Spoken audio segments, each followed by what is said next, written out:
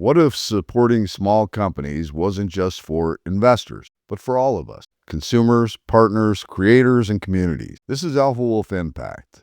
We're not here to argue politics or labels. We're here to lift up builders, small businesses, and innovators creating products and services that solve real problems, not just feed the next trend. We spotlight under-the-radar companies that fill a need, not just a want, create jobs and support families, make life a little safer, smarter, cleaner, or more environmentally friendly.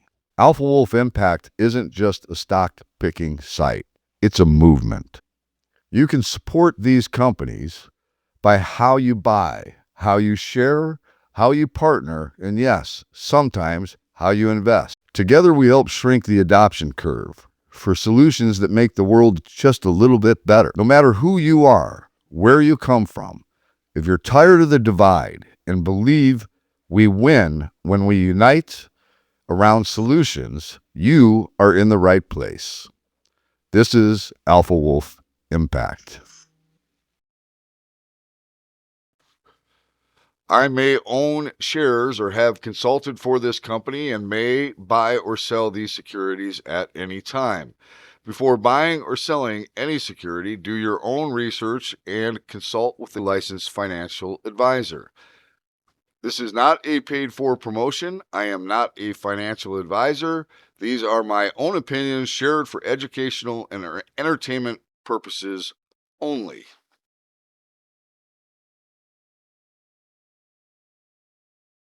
Studies have shown that dental fear is a very real phenomenon experienced by as much as 75% of the population. Of those, it is estimated that up to 10%, or 40 million patients, experience a fear so profound it's classified as dental phobia. The majority of this anxiety and fear comes from the dental anesthesia injection, a technology that has not changed much since the late 1800s. Introducing the STA Single Tooth Anesthesia System, a computer-assisted injection system that provides patients virtually pain-free injections, reducing anxiety and creating a better patient experience.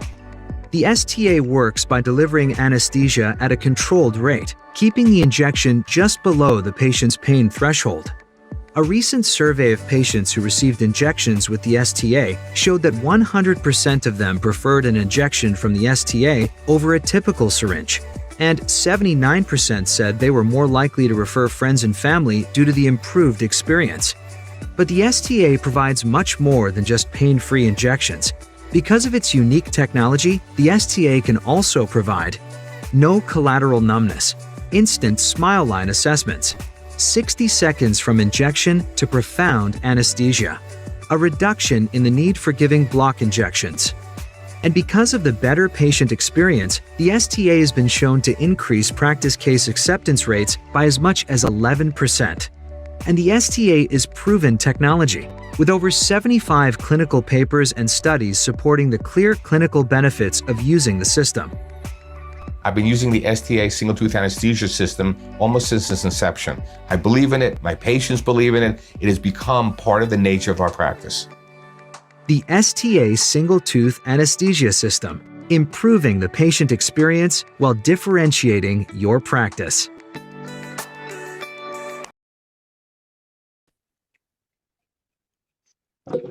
Hey everybody, Tim from Alpha Wolf Capital coming at you with it is kind of a follow-up, but it's really more of a kind of a new situation, but a company that I'm very familiar with and I think has great promise. Milestone Scientific, MLSS is the ticker symbol on the New York NYSE.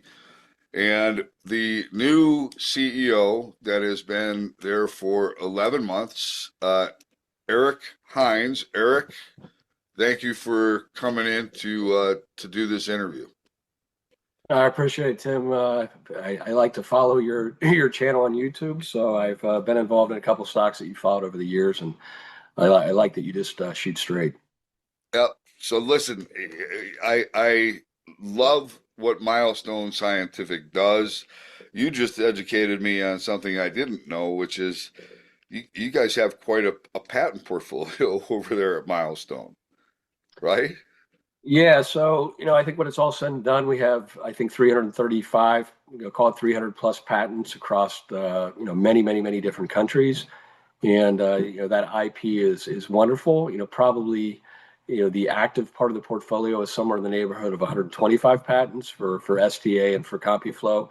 We've got some peripheral nerve block and stuff for hair transplants and all sorts of interesting stuff that we may or may not capitalize on in the future, and we're looking very closely at the number of patents we have, and we're also looking at the number of countries that we support because as we've talked about, supporting that IP from a registration perspective, from an audit perspective, it can be quite expensive. So as we've done the past 11 months, we're looking very closely at all the places where we're spending money and trying to sort it out and make the investments in the places that are going to bear fruit as soon as possible. So yeah, it's a big portfolio of patents, probably more than most major companies. For the ones that they maybe have promise, but you might not consider pursuing, I mean, could you at some point look to sell them?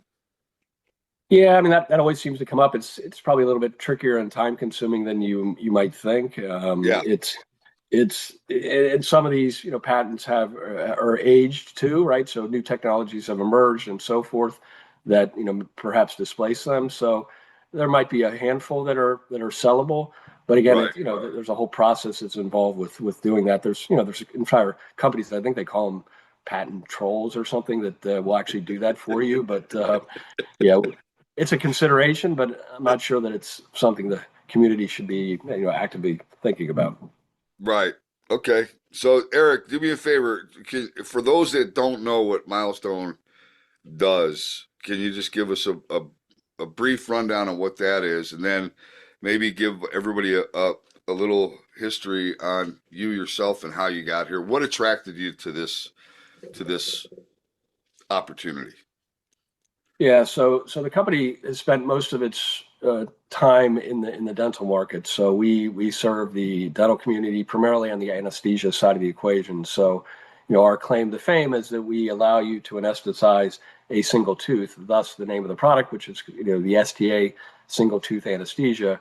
Which leads to a lot of benefits, right? So you can work bilaterally, you can work quadrilaterally, as opposed to doing one appointment this week and then having you come back in 2 weeks to do the other side of your mouth, especially in pediatrics where kids are prone to bite through their lips, their tongues, and so forth. And so single tooth anesthesia allows the doctor to get you numb extremely quickly and extremely precisely using the dynamic pressure sensing technology within the unit, because the sensation of pain happens because of the pressure that is when you're pushing the lidocaine or articaine into the gum.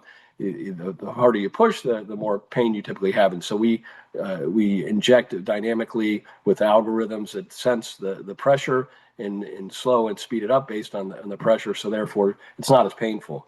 And as you also inject very slowly, as you're moving into the gum tissue, you're also sort of numbing along the way. So the sensation of pain is almost eliminated.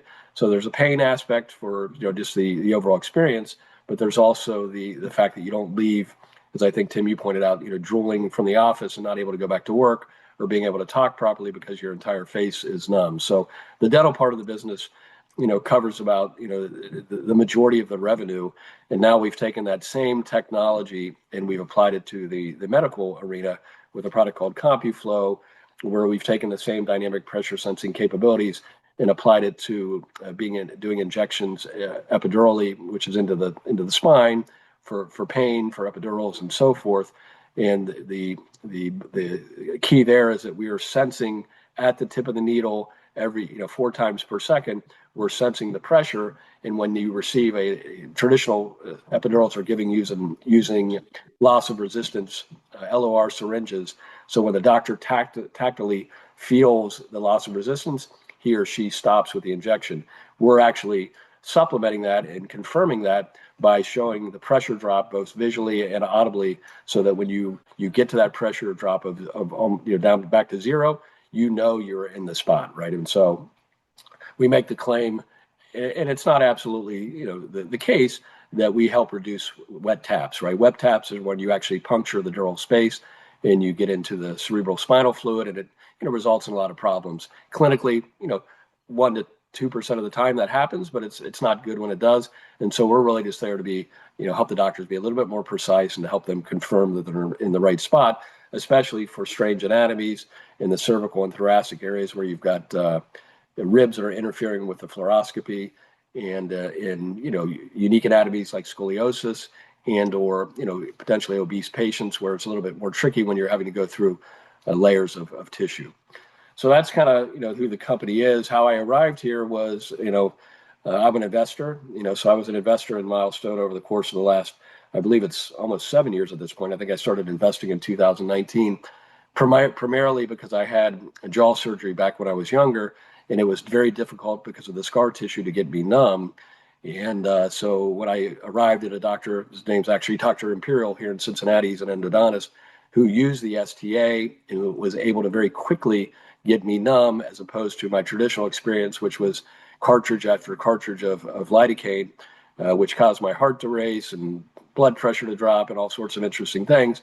So it made it a bit of a nightmare for me to go to the dentist. So, when I stumbled on that, I'm like, man, who makes this product? And, I ended up buying it and then subsequently buying more of it over the course of time, especially when they came out with CompuFlow. So and prior to this, I spent most of my professional career running large, complex sales organizations for multiple Israeli companies, specifically NYSE Systems and Ex Libris, library services platform. So I don't come from the med tech world, but I come from running, highly successful, highly fast growing, complex sales organizations. So that's a lot. That is a lot. You're a busy guy. So this is the first time in a public company, right? Well, in a public company as a CEO, right? At So the, NYSE at the Systems. CEO role, okay. Correct. How challenging is it? Did you think it was going to be as challenging as it is? Honestly, I didn't. I thought, gosh, I've got a much, bigger experience running much larger organizations, much higher revenue, and so forth. But I didn't really, I guess, understand the complexities of being part of the public community, right? Specifically, the New York Stock Exchange and all the compliance that comes along with it for all the right reasons and maybe some of the more challenging ones. But becoming equipped to be able to handle some of that bureaucracy, if you will, has been a little bit more challenging than I thought. And then, then when you get into the investment banking community and all that goes along with that, you get a very quick education on what you should and shouldn't do and how to navigate that. And you got to get a lot of advice and a lot of input from a lot of different folks. So I've been spending, for the first time, most of my time, what I would call more in the back office, looking at leases, looking at audit firms, looking at accounting, looking at cost, as opposed to a front office person, which is where I began my software career with CRM. And so it's been a learning experience from that perspective. But it's in a strange way, it's been kind of fun, right? Because I've been spending most of my time cutting costs in a good way. So I mean, this is the interesting thing, and I say this all the time because there are great companies that are small cap companies that have a founder or and growing a small cap company is tough. It's hard, right? And medical device company is tough. It's hard because of the insurance and all of that coverage, and whether or not it's paid for. But this is a perfect example of a company that I truly believe the ripple effects of what you do are significant, right? I think you improve the quality of life for patients, and I think you potentially, I mean, some of these things with spine can be very, very serious, right? If you screw up the wet tap, I would be considered a pretty bad thing, I would think, right? Yeah, I mean, it's the good wet taps, if there's such a thing, result in neck stiffness, migraine headaches, so forth and so on. But in a bad situation with essentially a spinal tap that was not intended, you can have paralysis, right? I mean, so again, I think the punchline here is we're trying to help these physicians who are amazing at what they do to just give another confirming step that they're in the right spot so that they can deliver the anesthesia, in the best possible way from a patient outcome perspective. So yeah, wet taps can be bad. They have to then go in and have so from a cost perspective, they need to then go in with a blood patch. And so they need to essentially, put a scab, create a scab, where they've punctured the dura. And it's, there's a whole lot of cost aspect to it too, let alone the patient experience. Right. Right. So I mean, I think this is better for the hospitals, the pain centers. I think it's better I think it's a win-win all the way around for everybody, right?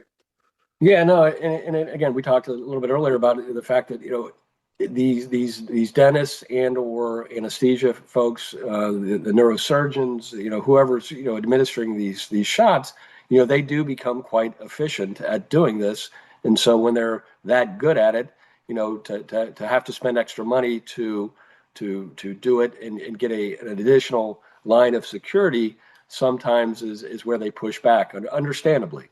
However, with the proper niches within these respective areas that we've talked about, whether it be the VA or it be labor and delivery internationally, cervical and thoracic, where it's more difficult anatomy, scoliosis.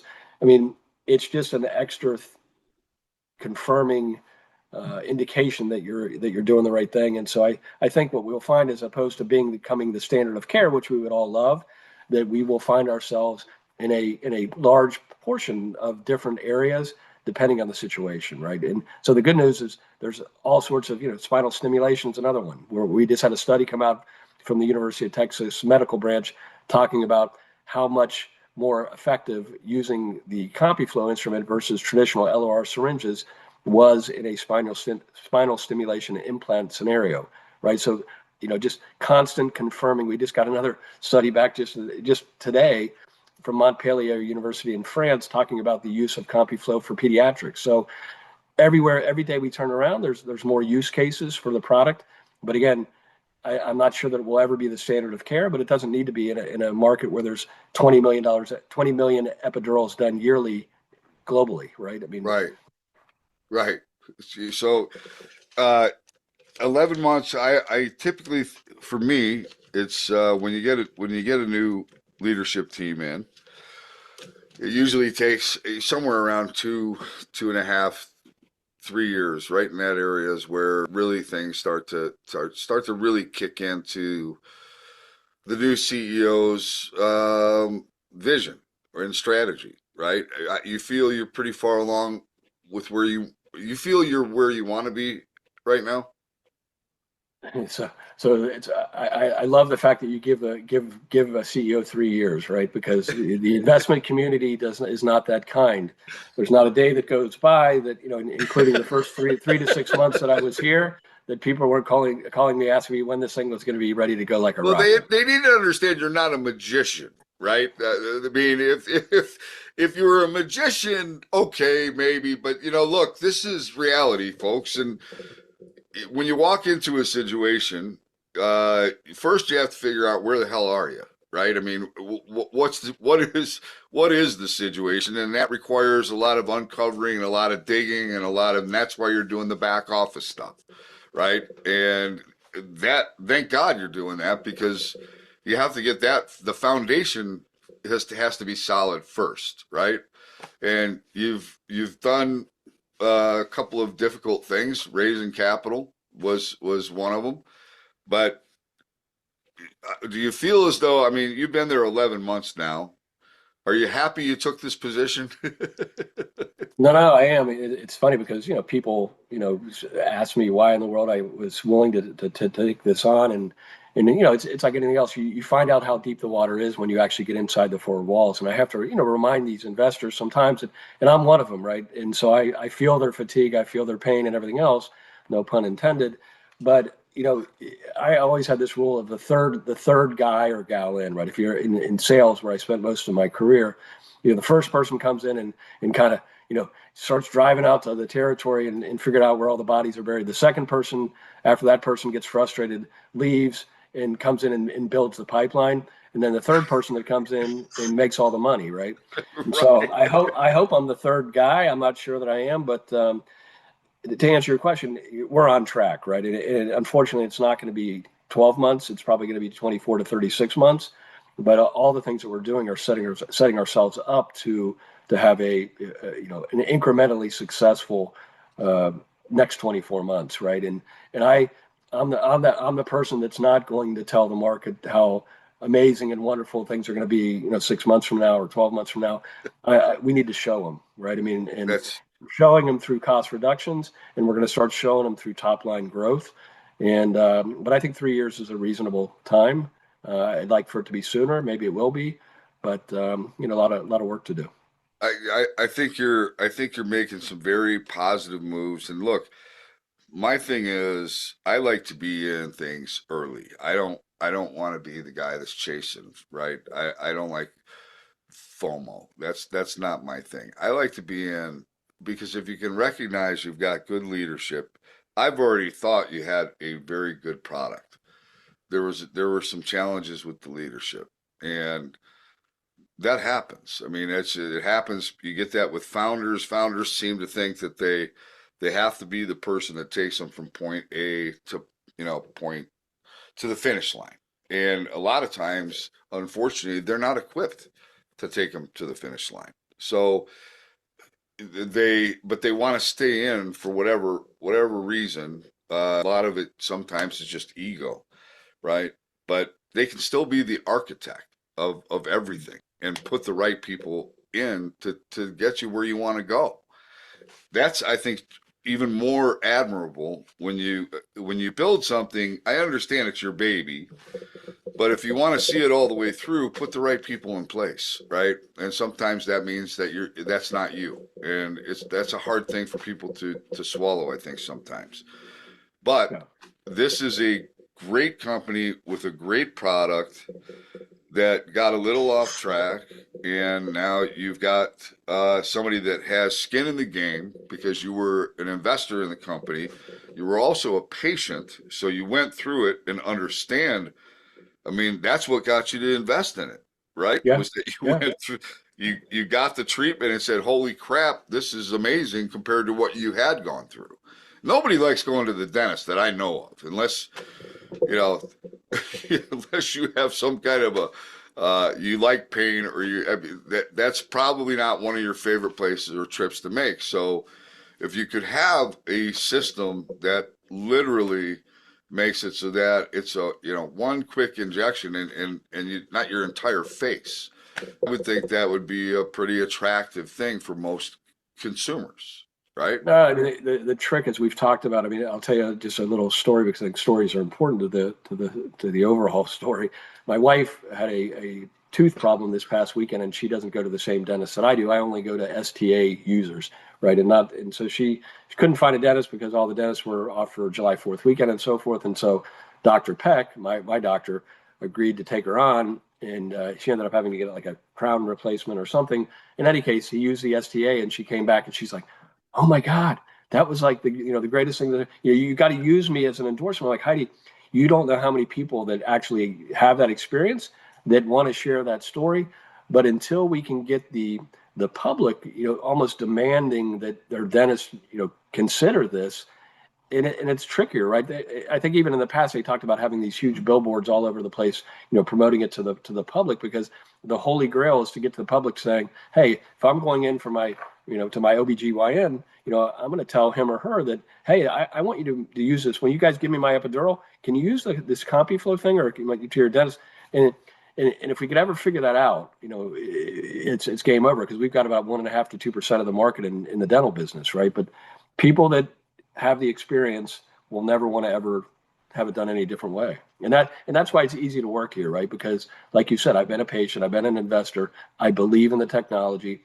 I don't think that everybody has to use it every time, but I sure as hell think that there's a really good reason that they should. And, when you find really smart people like Dr. Syed, who's our board member, he's one of the most published anesthesiologists in the world. And he will tell you it should be the standard of care. He was the one that came up with, he'll probably be upset with me, the hashtag no wet taps. Because he's like, why, if it's there and it's available and it's technology and it gives you an extra confirming means with your patient, why wouldn't you use it, right? And again, there's always a cost to everything, and hopefully reimbursement will get us in a better spot. But yeah, it's really good stuff. And this is where the impact portion of Alpha Wolf Impact comes in, because you don't just being a you don't necessarily have to be an investor to help the company grow, right? I mean, it makes sense to me. I mean, I'm always shocked at people that, if they go out and have a great experience like that, the first thing that would come to my mind is exactly what you did, which was, who makes this thing, and can I buy their stock? Because this is a pretty right. I mean, that was the first. That's how my brain works. A lot of people's brains don't work that way. They like. I'm sure you've probably heard people say, "Man, if I'd have known Apple was going to be this, I would have bought. I would have bought the stock." And I'd say, I'll look at them and say, "But you did know." They're like, "No, I didn't." I was like, "Okay, when did you buy your first Apple iPhone, and how much did you pay for it? And if you'd have taken that money and bought the stock instead, right?" That's a little bit of the Warren Buffett mentality. You buy what you do. Back in the day when Starbucks was I went and got Starbucks every day, so I bought Starbucks stock, right? I mean, so I've always, I buy what I experience, right? I try to. I don't, not always, right? I'm not, I'm in cybersecurity stocks and I'm not experiencing those on a daily Right. basis, but yeah, for the most part, I think that's a good strategy, right? I mean, if you're buying something and everyone else is in line waiting to buy it, it's probably a pretty good investment. Probably not a bad idea, right? So, I mean, this is the kind of thing, and this is why when you get these little companies that have these things that really do make life better, and it's not, and you experience it, that's the kind of thing that you can share with more people and say, look, this should be in every dentist office, right? We should not have to come out of there drooling all over ourselves and not able to talk, or biting. You can't eat for another 4 hours, right? Because you might bite your tongue off. I mean, that to me is the convenience of what you guys have is phenomenal, right? So I just don't think, well, I know most people don't know about it, right? So if they don't know about They really it, don't. they can't In ask fact, for it. I for whatever reason, I've got a number of dentist friends, and they literally have not heard of it after being founded in 1989, right? I mean, so it's shocking and frustrating to all of us who've been part of this to try to figure out how to skin the cat, right? To figure out how in the world do we get people out there to just flat out know about it. And it sounds easy. Well, of course it would be. I've even gone so far as I think dentists can charge extra for it, right? Would you like to try this new experimental thing we have in the office called single tooth anesthesia, right? You can go back, very quickly to the office and continue with your day without all the side effects. And I think that there's an opportunity for dentists to charge $20 or 10 or 50, whatever the number is, right? Yeah. And that adds up. 10 or 15 injections per day, it adds up. So we've tried to find any way we can to help dentists, believe in the technology and let So their that's patients. the other thing is getting the dentists themselves to believe in the technology, right? Yeah, And because they're good at what they do. They do it very efficiently, very quickly, and but it's just kind of and I don't know if the dental population is an aging population, but like anything else, you generally find the younger community, and like I said in CompuFlow, the academic community that wants to embrace new things more so than you do the ones that have been doing it for a long time, understandably. Is there where they have the dental schools and all that? I mean, do you guys have a program where you donate, or I don't know, have some kind of a program through the dental schools? We have historically, and we still do some. That's kind of playing the long game a little bit, right? Which I get. There ends up being a lot of donating. There ends up being a lot of bureaucracy to tackle getting something into a university setting. So Yeah. we've got a handful of universities that have the equipment, and we're happy to do that. But there's so much more opportunity out there to just attack the actual market than play that little bit of a long game, but it's definitely part of the equation. It's just, when you only have a finite number of resources, trying to get your equipment into the University of Michigan and all that goes along with that requires not a full-time person, but it's a lot of a person's time.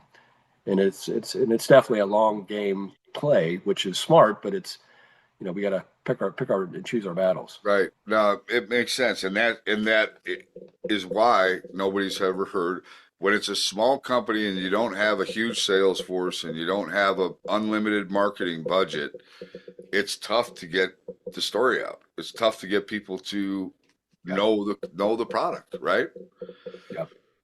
No, it's and again, stumbling into this, like you talked about before, that there was not much of a business case for much of anything that we did, right? Because it was mostly a founder-led company that had a lot of very good ideas, a lot of great technology, a lot of wonderful patents.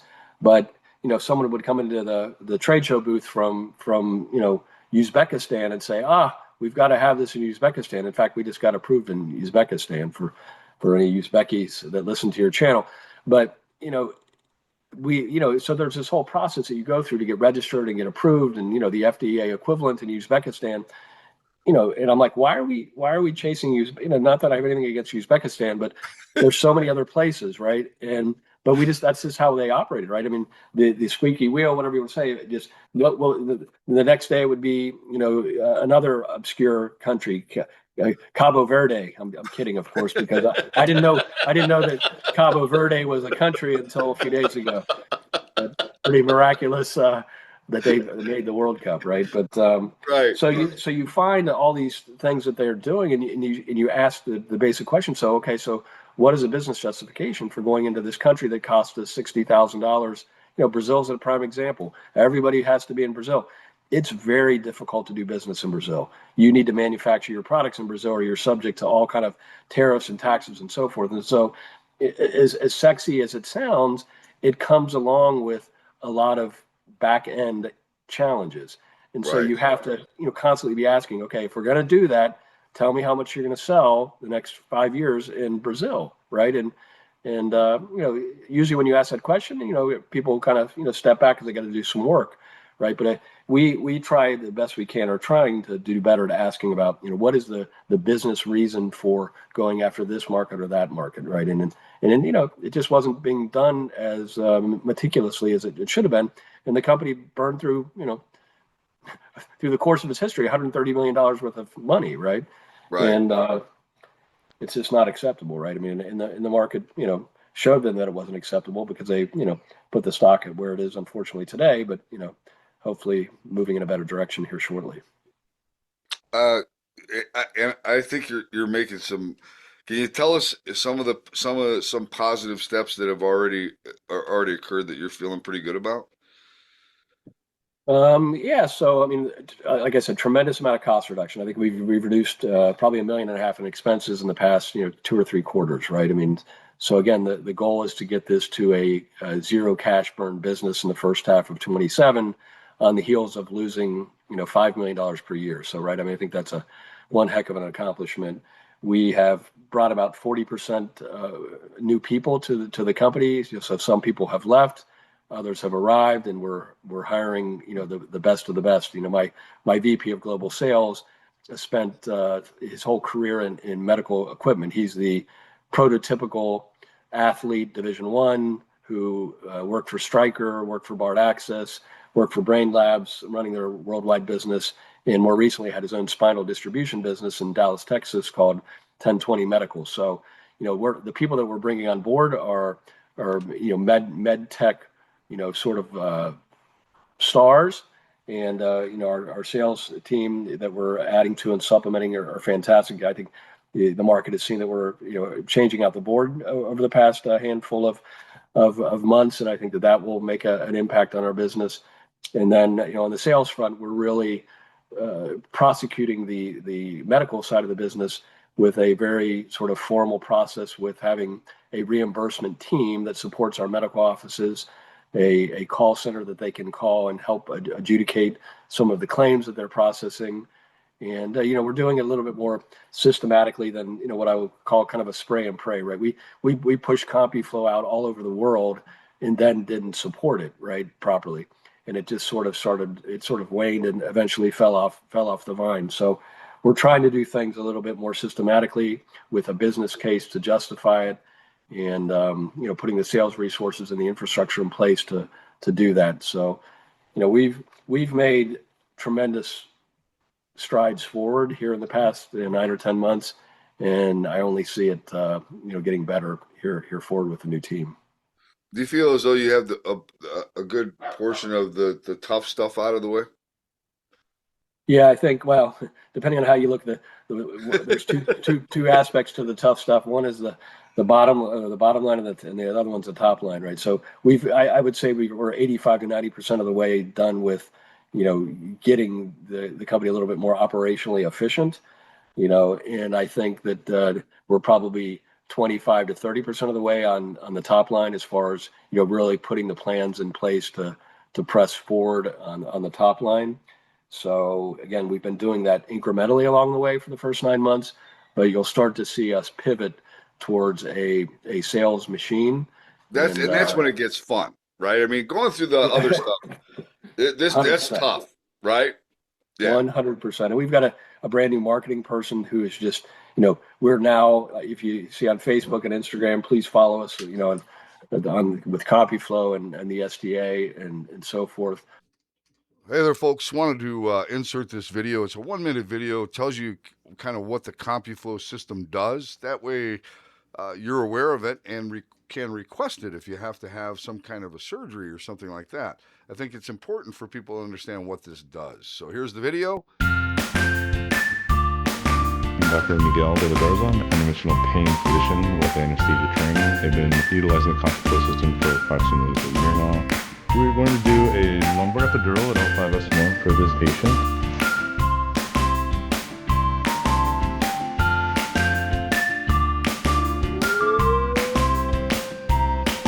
And we're listening for a change in the tone. I think we're in the epidural space already. Here you see a pulsatile waveform that confirms that we're in the epidural space. That literally took all of about 3 seconds. And at this point, we can place an epidural catheter or place a therapeutic substance, which in this case is local anesthetic and a little bit of steroid. Actually push that into epidural space after we confirm that there's no cerebrospinal fluid or blood on return. Essentially, we're all done. My experience with the CompuFlow system has been a very good one. It's simple, effective, and it has a level of comfort so that you can do things very quickly, very efficiently.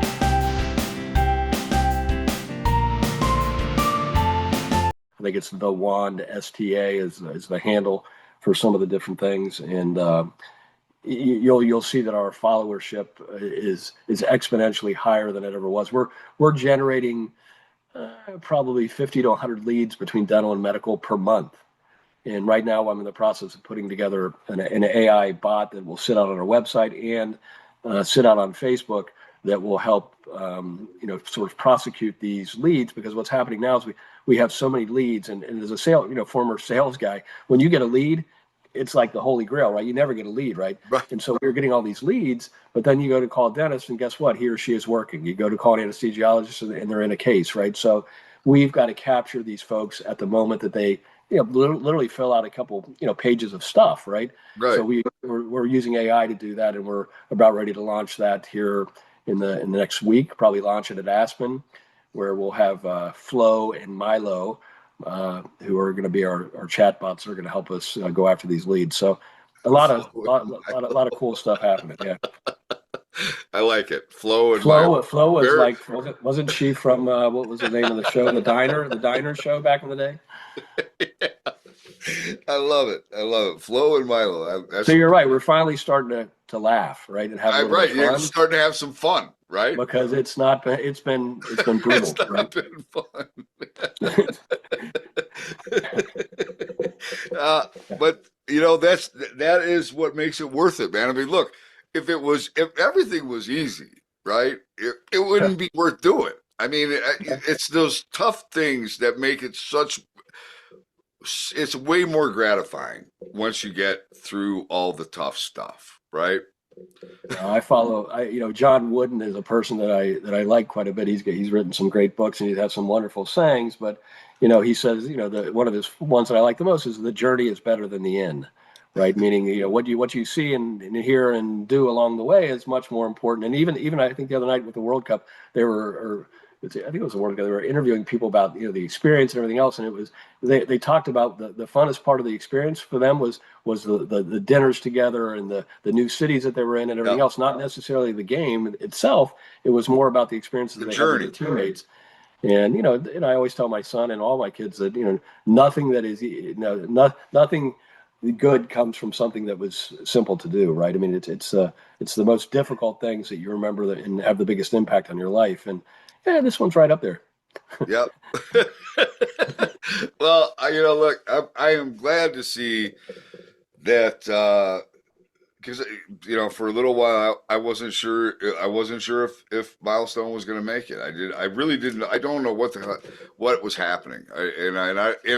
I'm not one of those people that likes to live in the past, right? The past, the past is over. I don't even care about your last quarter because that quarter is behind you. What I really care about is the quarter that's coming up and what direction you're heading, right? That's what matters to me.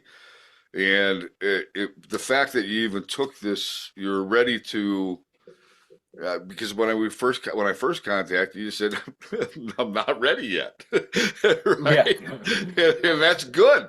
To me, that's good. The fact that you are now ready tells me that you are getting more comfortable that you're heading in the right direction. And yeah, we're really using Aspen. I mean, and thankfully it's in a great venue. It's at the Fontainebleau Hotel in Miami Beach, and we're kind of using that as our coming out party of sorts, right? That we're finally ready to, tell the community and tell the market that there's a new sheriff in town, if that's maybe the way to say it, but we're gonna start behaving a little bit differently than maybe we have in the past for good and hopefully not so much for the bad. But we're no longer sort of not afraid, but we want to tell the market all the great stuff that we're doing and that we can do, and generally at the end of the day, we want to help create better patient experiences, right? I mean, and if we can get to the point where that's the focus of the company versus this country or this patent or that patent, where we truly can start talking about the great things that and the outcomes that we make for patients, that's when we will have fully transitioned. So when I start, in these calls talking more about that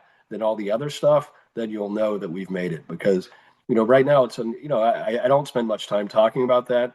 And my chairman of the board actually reminded me the other day, she goes, at the end of the day, we really need to be spending most of our time talking about the patient outcomes and the patient experience. And she's right. You're right. And she is right. And then I was just having this thought that when patients have your procedure or your product, use your product for their procedure, do they have any kind of an exit, I guess, satisfaction survey or exit survey? No, they don't. No, I mean no. I think the dentists are just happy for them to leave, smiling and coming back. But no, it's because right when I was in the CRM world, right, that the customer feedback survey was always a critical component of the relationship that you had with them. So it's a good thought. I don't know how you would put it into practice, so to speak, but and have it be specific enough for, did you like the drill better or did you like the taste of the the filling, or was it that STA that really made your experience? So not sure in practice it would be that easy, but I hear what you're saying though. Right. No,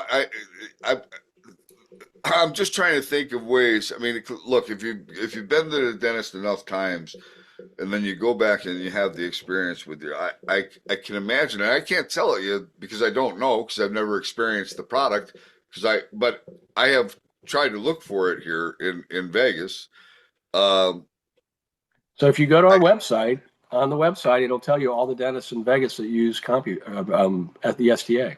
Yeah, So I haven't had to go lately, and I really don't want to. So, so interesting fact. So I was talking to a dentist about that exact scenario. He said I said, so how many patients do you have in your practice? And he said, well, I have got, 1,000 or whatever it is.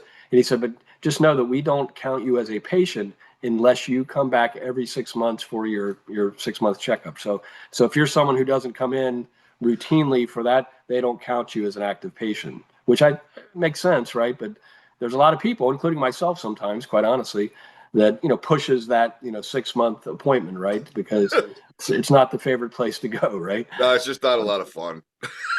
Nah. All right, Eric.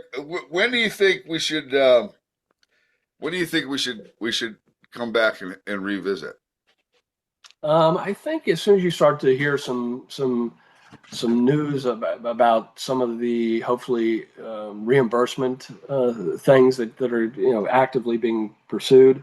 Okay. So I would say that in the next 3 to 5 months maybe. I think we're going to know a lot more about the trajectory of the company here before the end of the year, and by that point we will have a very crisp and clear investors deck that will be out on the website, and we will have our strategy in place for the upcoming.